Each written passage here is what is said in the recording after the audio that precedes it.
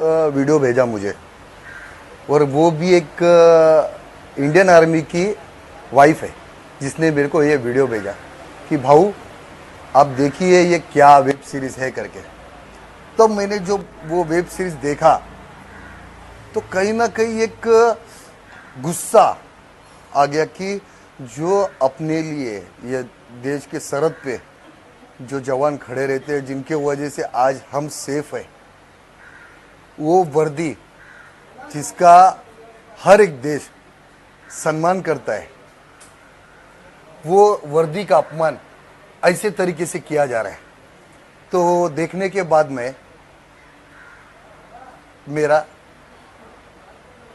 तो फिर मैंने वो वीडियो बनाया और उसका मुहिम चालू किया।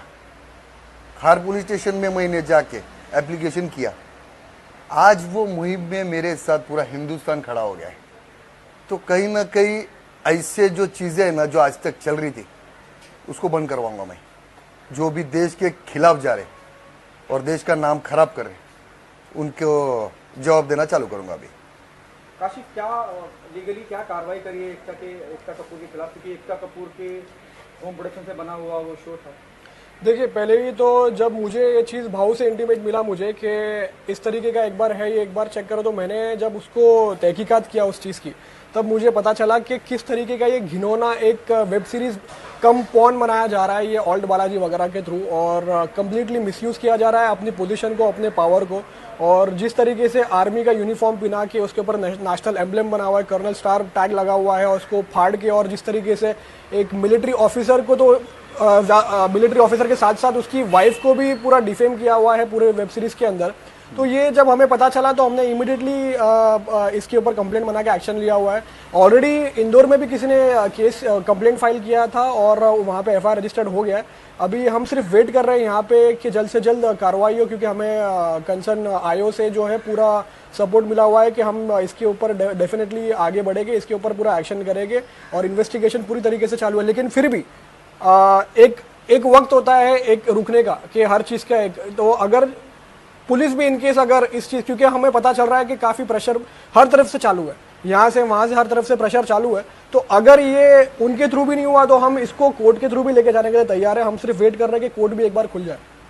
भाऊ, आप क्या कहना चाहेंगे, क्योंकि ये बड़ी टीवी की क्वीन मानी जाती हैं और बहुत बड़े बड़े लोगों का, जब हम बोलते हैं कि she might be having influence, लोगों को प्रभावित कर सकती हैं, तो आप इस बारे में क्या कहना चाहेंगे और क्या एकता का क्या रिएक्शन?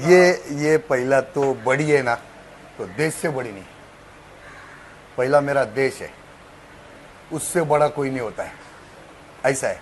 और अभी कहीं ना कहीं वो वुमन कार्ड यूज कर रही है कि मुझे ऐसा बोला गया है, मुझे ऐसा हो रहा है, मेरे खिलाफ ऐसी साजिशें रची जा रही है, मैं एक लड़की हूं तो मुझे लोग ऐसे बोल रहे।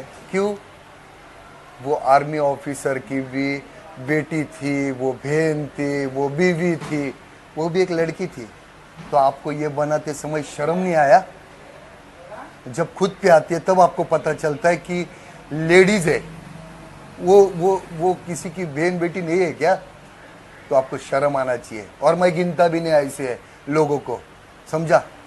जो गद्दारी करेगा वो कितना भी बड़ा रहने दो, वो फिर अगर मेरा बेटा भी रहेगा, मेरा कोई भी रहेगा, उसको मार डालेगा मैं, समझा? मेरे देश से बढ़कर मेरे लिए कोई रिश्ता नहीं है। हाँ, इसके बाद आगे की कार्रवाई कैसे? आप चेंबूर भी गए थे, वहाँ पे भी आपने रिटर्न एप्लीकेशन दी है, कार्रवाई कहाँ तक पहुँच रही है और क्या आप लॉकडाउन पूरी तरह से खुले उस बात का इंतजार कर रहे हैं ताकि और पक्के तरीके से और ज्यादा? देखो, पहला तो उसका नसीब बहुत अच्छा है कि लॉकडाउन है। अगर ये लॉकडाउन नहीं रहता ना तो हिंदुस्तान में तांडव कर देता मैं, इसको बताता आम आदमी की पावर क्या होती है। पैसे का जोर है ना इसको, तो आम आदमी के वजह से आप पैसे वाले बने हो। आम आदमी है इसके लिए आप सुपरस्टार बने हो। आम आदमी है इसके वजह से आपके ये टेलीविजन और ये वो सब चलते हैं। मगर आज आम आदमी का आप अगर वैल्यू नहीं कर रहे हो तो आम आदमी आपको उनकी पावर बताएगा। भाऊ, क्या आपको लगता है कि वुमेन कमीशन का या एक महिला होने का हमेशा लोग फायदा उठाते हैं, खास करके जो बॉलीवुड में ताल्लुक रखते हैं? हाँ। तो बड़ा अपने आप को बेचारा बताने की कोशिश करते हैं। क्या है मालूम है, ये इनके एक चेहरा नहीं रहता है, इनके 10 चेहरे रहते, बराबर ना, 10 चेहरे लगा देते हैं। मगर एक आम आदमी की औरत है ना, एक उनके वो 10 चेहरे नहीं रहते, समझा। आज आर्मी की जो बीबी बनना खाने का काम नहीं होता है, आर्मी की बीबी बनना खाने का काम नहीं होता है। एक बार बन के देखो उनका बीबी, तब पता चलेगा वो बहन का भी फर्ज अदा करती है, वो बेटी का भी फर्ज अदा करती है, वो माँ का भी फर्ज अदा करती है, वो हर चीज़ बाप का भी फर्ज अदा करती है जब वो उनका पति बॉर्डर पे रहता है।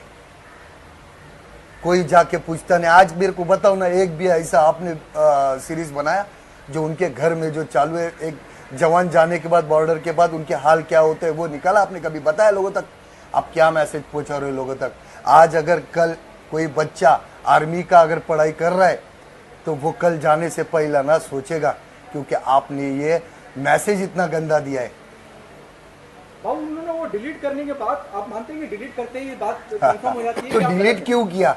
अगर आप गलत नहीं थे तो डिलीट क्यों किया आपने? यानी आपने एक्सेप्ट किया कि मैं गलत की, गलत वीडियो बनाया, ये आपने एक्सेप्ट किया, इसके वजह से आपने डिलीट किया ना। अरे मैं बोलता हूँ यार, मेरे को सॉरी की बात ही नहीं कर रहा हूँ, मेरे को सॉरी मत बोल, पर कम से कम आपने जिनका दिल दुखाया, जिनको अपमान किया है, उनको तो सॉरी बोल। इंडियन आर्मी को सॉरी बोल, उनके फैमिली को सॉरी बोल।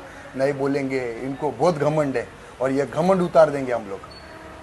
काशिफ, जैसे भाव ने कहा कि घमंड, क्योंकि बहुत ईगो है बड़ा होने का, रिच होने का, इन्फ्लुएंस होने का, एलिट सोसाइटी से आने का, आगे की क्या कार्रवाई होगी जिससे, और एकता कपूर से की तरफ से कुछ लीगली हमारे पास आया है क्या नोटिस वगैरह? मैंने अभी भाव के बिहाफ पे एकता कपूर को उनके व्हाट्सएप पे एक और एक नोटिस भी भिजवाया था, जहाँ पे हम उनसे 14 डेज के अंदर इंडियन आर्मी को माफ़ी मांगने के लिए बोल रहे हैं, टेंडर अपॉलॉजी पेपर के थ्रू, इलेक्ट्रॉनिक मीडिया के थ्रू, लेकिन अब तक उसका भी कोई रिस्पांस आया नहीं है। तो हमने हमारी सारी लीगल फॉर्मेलिटीज़ पूरी कर चुके हैं।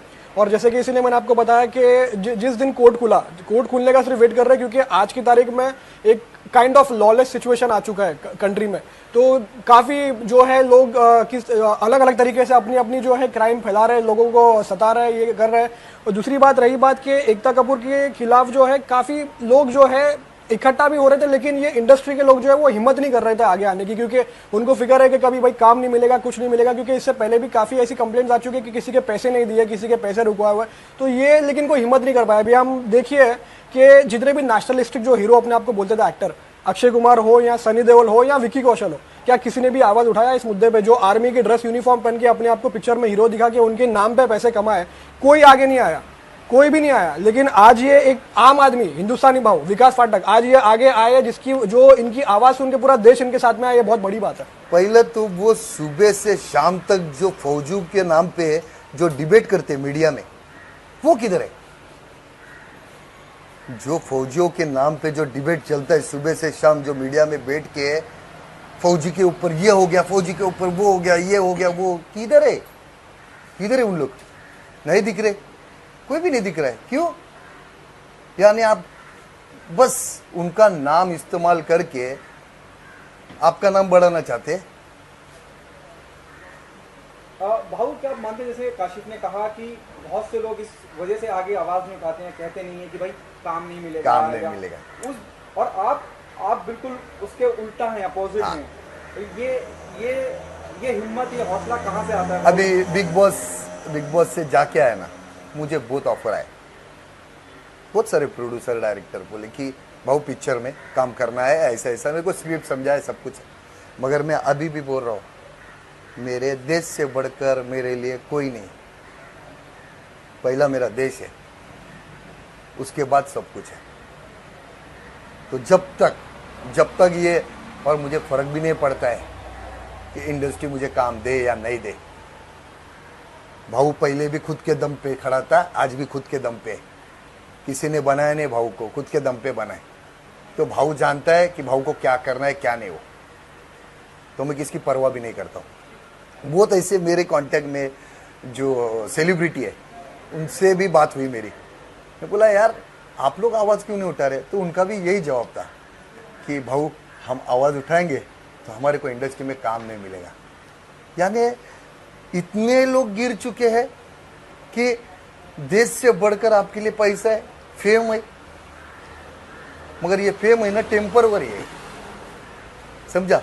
जब लोग ही नहीं आपको देखेंगे, लोग ही आपको इज्जत नहीं करेंगे तो फेम क्या करेंगे, ऐसा है।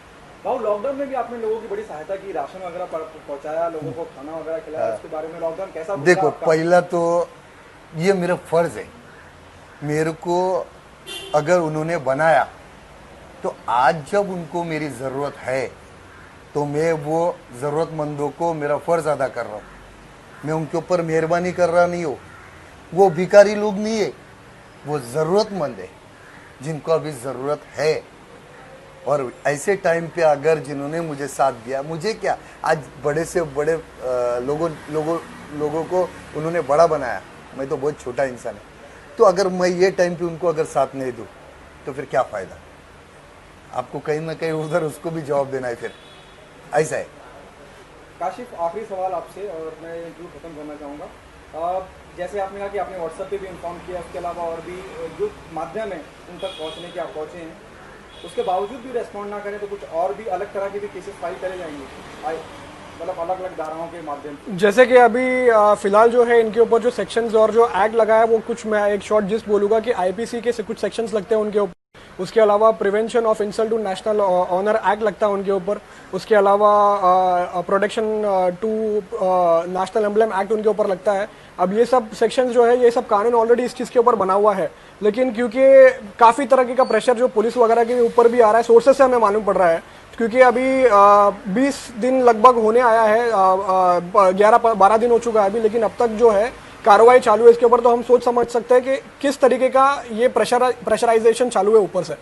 लेकिन 100 बात की एक बात ये है कि कानून जो है वो किसी पे डिपेंडेंट नहीं है, ना वो पुलिस पर डिपेंडेंट है, ना वो किसी और पे, वो सिर्फ सबूत और कानून और एक्ट्स और लॉ के ऊपर चलता है। जिस दिन कोर्ट्स खुलेगा उस दिन हम इसको प्राइवेट कंप्लेंट 156 सबसेक्शन 3 के अकॉर्डिंगली, सीआरपीसी के अकॉर्डिंगली मजिस्ट्रेट कोर्ट के थ्रू जाएंगे रजिस्टर एफआईआर करने के लिए, अगर यहाँ से इनकेस हमको कुछ रिस्पांस नहीं मिला तो। उसके अलावा जो है हमने जो नोटिस में उनको जो भेजा था, जो कंडीशंस पूरी करने के लिए बोला था, वो कंडीशंस में भी अभी तक ज़्यादा कुछ पूरा नहीं हुआ। सिर्फ एक चीज़ उन्होंने किया हुआ है कि वो वीडियो वहाँ से निकाल दिया है, वो वीडियो वहाँ से कट शॉट करके उसको वापस रिअपलोड किया है, लेकिन इसका मतलब ये होता है कि उन्होंने एक्सेप्ट किया हुआ है कि उनसे क्राइम हुआ है। और एक बार इंसान अगर चोरी करके सामान रिटर्न कर दे, उसका मतलब ये नहीं होगा कि उससे चोरी नहीं किया, उसको सजा जरूर मिलनी चाहिए। और इसीलिए कानून है, इसीलिए इंदौर में भी एफआईआर रजिस्टर हुआ है, मतलब कि क्राइम हुआ है, कमिट हुआ है, और इसीलिए हमको कानून पर पूरा भरोसा है और हम इसको पूरी तरीके से आगे लेके जाएंगे।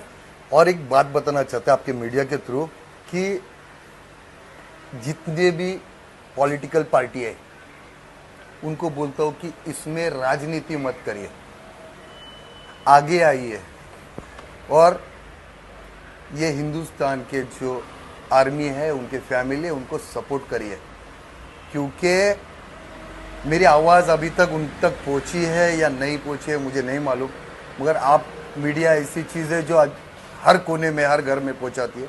तो मैं रिक्वेस्ट कर रहा हूँ सारे पॉलिटिकल पार्टियों से, नेताओं से, और ख़ास करके हमारे महाराष्ट्र के सीएम से, उद्धव जी से, कि प्लीज़ आप इसके ऊपर ध्यान दीजिए और इंडियन आर्मी को इंसाफ दिलाइए।